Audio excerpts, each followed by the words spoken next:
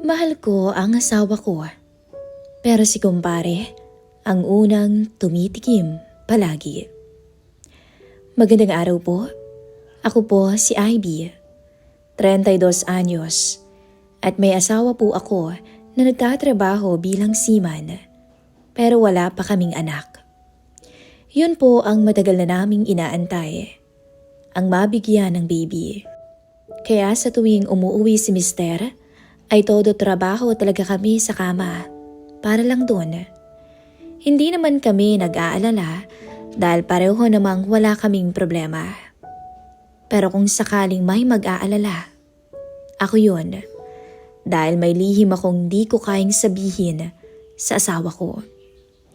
Ito ay bawal na relasyon ko sa isang lalaking malapit sa amin ng asawa ko, na isang seaman din. Siya si Ryan, ang kumpare namin. Madalas nauunang umuwi ito kaysa sa asawa ko dahil magkaiba ang kumpanya ng mga ito. At isang araw nga, dumating si Ryan nang di ko inaasahan. Actually, hindi siya taga rito. Sadyang dumadaan lang ito palagi sa bahay dahil alam niyang wala pa naman ang asawa ko. Minsan rason niya para mangumusta muna bago umuwi ng probinsya nila. Pero sa totoo lang, hindi talaga yun ang dahilan nito. At yun ang malalaman niyo sa pagpapatuloy ko ng kwento ko. Pogi nga pala ang kumpare ng asawa ko. May natural na charm at mayroong kumpiyansa na parang alam niyang kababaliwan siya ng mga babae. "Hi Ivy, ang tagal din nating hindi nagkita," sabi niya habang nakangiti sabay inabot ang kamay ko. "Ryan, oo nga kumusta ka na?" Sagot ko na medyo nagulat sa taas ng boses niya. "Ito, pogi pa rin. Pero miss ko na rin makita si paring Alex. Lalo ka na." Napangiti na lang ako sabay palo sa braso niya. Habang nag-uusap kami, napansin ko kung paano siya kumilos. Pansin ko rin ang bandang zipper ng maong nito. At napalunok ako dahil alam kong higit siya sa asawa ko. Isa pa, may sense of humor siya. May humor siya sa bawat salita at may confidence na hindi nakakailang sa katulad kong babae. "Ang galing mo talagang mag-organize ng bahay," sabi niya habang tinuturo ang ilang kagamitan sa kusina. "Salamat," sagot ko na medyo nahihiya. Pero hindi ko naman alam kung sanay ka sa ganong ayos ng bahay. "Naku Ivy, hindi naman ako maarting lalaki, alam mo yan. Mahalaga may kausap." Sabay tingin niya sa katawan ko. Nakakalimutan ko na nakamanipis na t-shirt lang pala ako noon at maiksing short. Natatawa na lang ako. At habang naglilibot siya sa bahay, nagpatuloy ang kwentuhan namin. Kinuwento niya ang mga nakakatawang nangyari sa mga biyahe nila ng mister ko nung magkasama pa sila sa iisang barko. "Alam mo, Ivy, kung ako lang ang tatanungin, mas gusto kong makasama ka na lang kaysa lumayo." Napatingin ako sa kanya nang biglang sabihin niya yun. Hindi siya seryoso masyado, pero hindi rin siya tumawa. Hindi ko alam kung bakit pero parang may kuryente sa bawat tingin niya sa akin matapos niyang sabihin yun. "Ryan, medyo madrama ka ngayon ha," sabi ko na pilit ginagawang biro ang tono. "Siguro, pero totoo naman yun. Pansin ko rin kasi ang hirap ng malayo ang asawa." Huminga ako ng malalim noon. Nakakatuwa pero medyo nakakakaba rin, lalo't seryoso siya. Hindi ko yun inaasahan.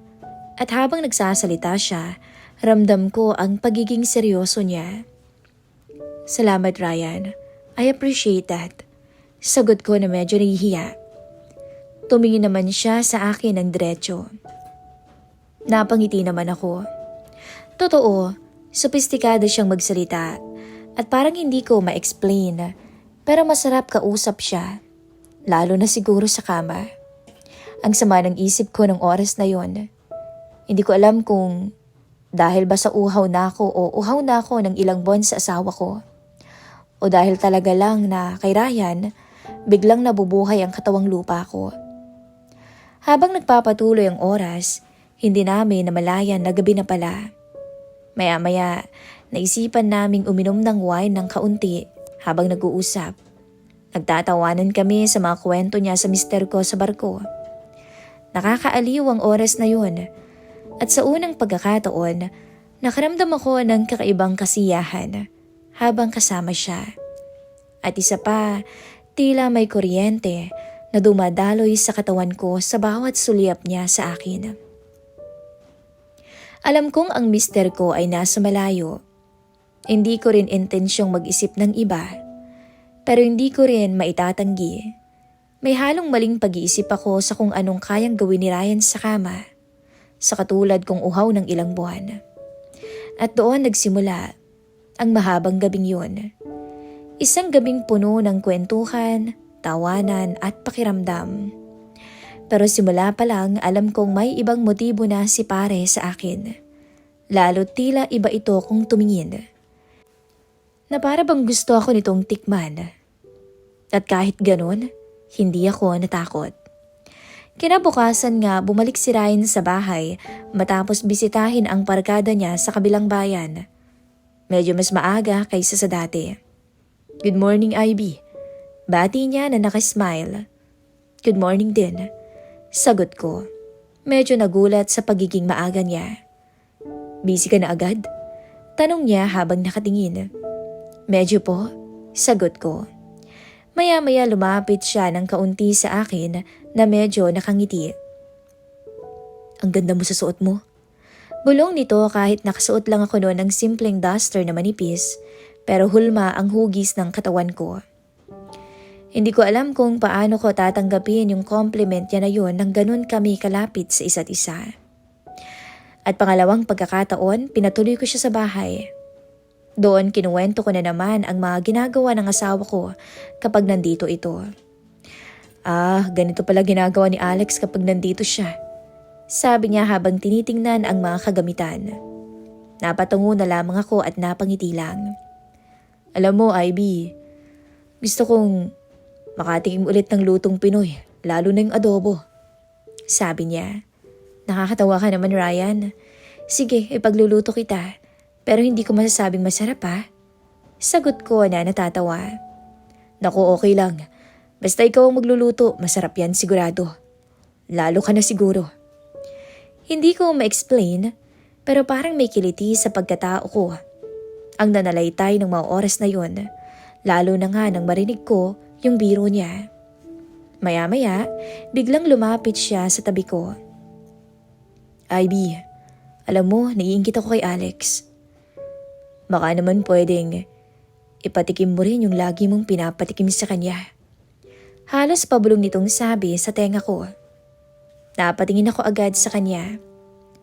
"Ryan, di ba nag-usap na tayo na hindi ko na natuloy ang sasabihin ko?" Nagkatinginan lang kami ng ilang segundo at hindi ko na alam kung anong sasabihin ko. "Okay, magluluto na ako." Sabi ko na lang na tila naiilang na at higit sa lahat, para akong nabubuhayan pa ng dugo. Pero kahit anong pilit ko, hindi na ako makalimot sa bawat biro niya, sa bawat simpleng papuri niya, sa paraan ng tingin niya. Ramdam mong tila lumalampas na kami sa limitasyon. At sa araw na iyon, hindi ko alam kung iiwasan ko ba siya o hahayaan siya katulad ng dati. At alam ko na kailangan kong mag-ingat. May asawa ako. Nasa barko siya at malayo. At alam ko rin na hindi dapat masira ang pagsasama namin. Lalo na kapag nalaman niya ang lahat. Dahil lang sa pansarili kong kasiyahan. Pero kahit anong pagpipigil ko sa isip ko, hindi ko talaga maiwasang isipin na si kumpare ang kasama ko sa kama. Habang walang asawa ko. Si pare, walang sawang, pinagsasawaan ako hanggat gusto niya. Nang araw na yon, sabay kaming kumakain ni Ryan ng lunch. Magkasama kami sa iisang mesa. Hindi ko alam kung tama pa ba yun. Tila ako siya asawa na pinagsisilbihan. At sa mesa, panay ang kalabit nito sa paa ko gamit ang paa niya. Napapalingon na lang ako at ngingitian siya. Ryan, gusto ko. Pero iniisip ko si Alex eh. Paano naman siya? Bakit Ivy? Hindi po pwedeng sa atin na lang. Alam mo naman siguro, matagal ko na rin gustong gawin yung dating ginagawa natin nung nasa college pa tayo. Opo, Miss Callie. Si Ryan ang nakauna sa akin sa kama. Ex ko siya nung nag-aaral pa kami ng college. Pero hindi ko yun sinabi sa asawa ko dahil baka magkaroon ito ng kaisipang iba. Lalo't kumpare namin si Ryan. Namimiss ko rin pero pag-iisipan ko Ryan. Sabi ko tsaka siya iniwan sa pagkainan. Maya-maya habang naguhugas ako, naramdaman ko na lang ang yakap niya mula sa likod ko. Napakagatlabi ako hanggang sa tuluyan na rin akong humarap sa kanya. Napatingin ako sa mga mata niya. Pansin ko ang panggigigil nito at ngumiti ako. Doon niya na ako hinalikan. Napaka-agresibo niya. Hanggang sa tuluyan niya na akong sinampa sa lababo. Doon, unti-unti kong binukas ang mga hita ko para iyakap sa matipunong katawan niya. Nung oras na yon, Miss Callie, tuluyan akong naging makasalanang muli. Pero kapalit nun, walang kapantay na ligaya sa piling niya. Hindi ko na rin nabilang kung ilang beses kong pinagbigyan si kumpare ng araw na yon. Basta ang alam ko, halos mawala talaga ako sa ulirat bago siya magsawa sa akin noon. Ryan, ikaw talaga. Hanggang ngayon para ka pa rin gutom na gutom. Sabi ko pa. Alam mo naman Ivy, syempre. Alam mo naman ang ginawa sa akin ng misis ko, hindi ba? Pagkasama kita, nakakalimutan ko lahat ng pinagdaanan ko. Dagdag nito na tila biglang nalungkot ang boses. Halos 2 taon na kasi nang maghiwalay sila ng misis niya. Sumama ito sa ibang lalaki. Pati anak nito ay sinama. Kaya sa tuwing uuwi ng Pinas si Ryan, ay dito sa bahay ang diretsyo niya. Ako ang nagsisilbing misis nito at hindi yun alam ng asawa ko. Hindi ko rin siya matanggihan, Miss Callie. Kahit ayaw ko, sadyang napapasaya ko ni kumpare pag umuwi to. Isa pa, ex ko siya. Pero minsan, inaya ko nitong umuwi kami ng probinsya nila. Tumanggi na ako. Ayokong mag-isip ng masama ang mga kamag-anak niya doon. Mabuti dito at medyo malayo sa chismis dahil hindi magkakalapit ang mga bahay. Kaya po ako sumulat sa channel niyo, Miss Callie.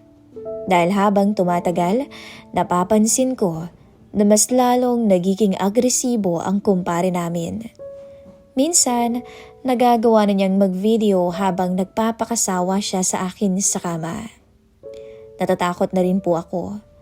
Baka kasi malaman ng asawa ko kapag hinayaan ko pang magtagal kami ni kumpare.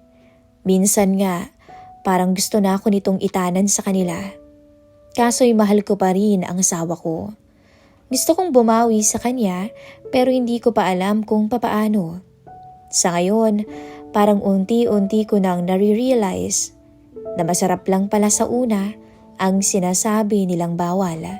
Pero sa huli, unti-unti ka rin kakainin ng konsensya at guilt.